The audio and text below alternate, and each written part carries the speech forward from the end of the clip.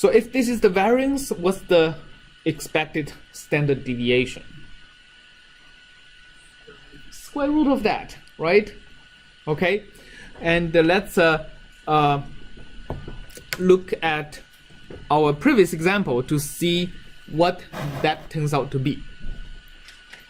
Okay, of course, we don't actually know exactly that p, right? So we have to take the p out of our Monte Carlo method to see what it is. So let's go back to our milling sample.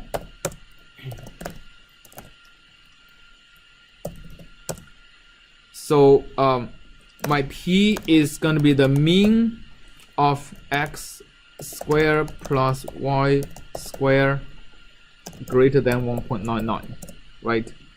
And what's my p? P is going to be, in this case, 1.3 times e to the minus 5. Okay, so now my n is equal to a million, right? So my variance in this case is expected to be about p minus p squared divided by n, and which is something times 10 to the minus 11. And my standard deviation is going to be the square root of variance, which is 3.6 times 10 to the minus 6. So this is my estimated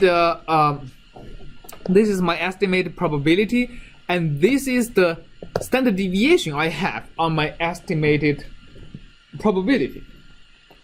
So how good do you think my result is? How many digits of accuracy do you expect me to have? One, right? Probably just the one.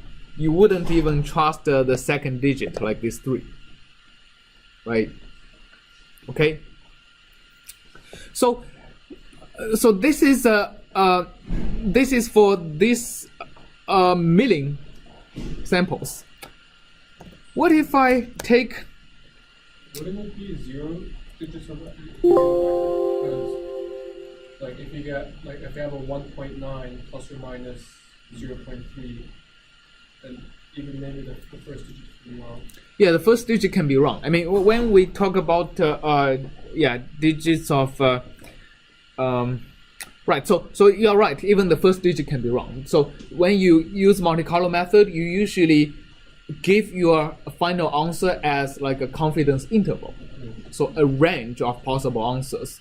And one of the standard practices is to take the mean plus minus 2 times the standard deviation, sometimes plus minus 3 times the standard deviation, depending on what application.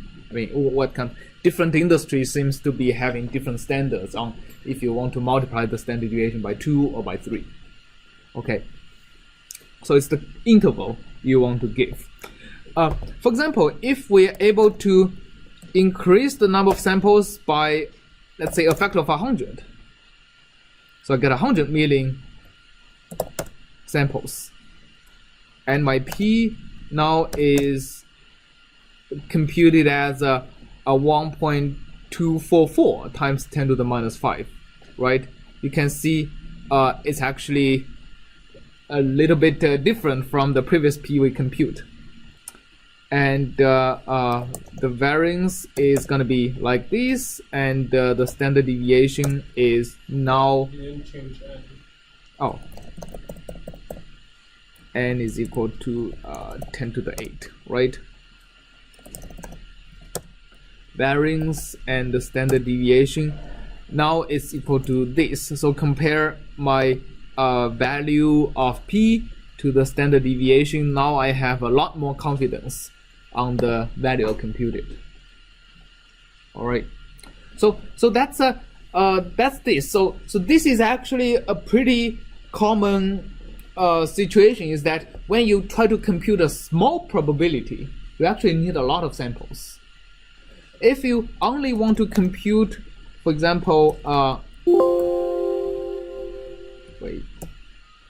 if you want to compute the probability that this is greater than, let's say, 1.5, okay, you get something like 3 point something %, and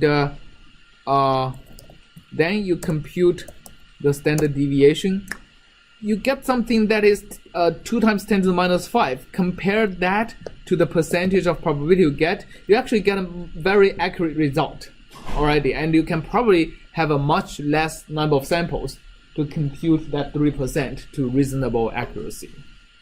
So basically, Monte Carlo method, you have to, it's very hard to a priori determine how many samples you need.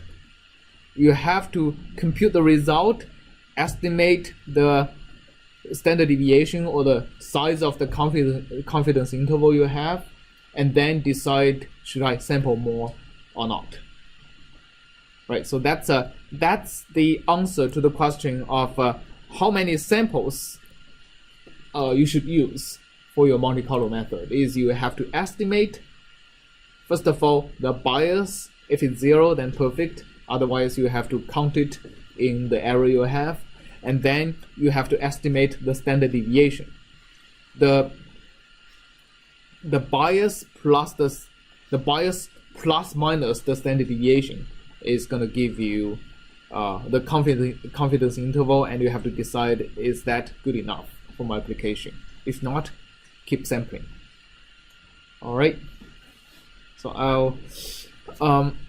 I think all of you have filled out the survey for the additional lecture, so I will send out an announcement when that will be. All right, cool. So I will see you.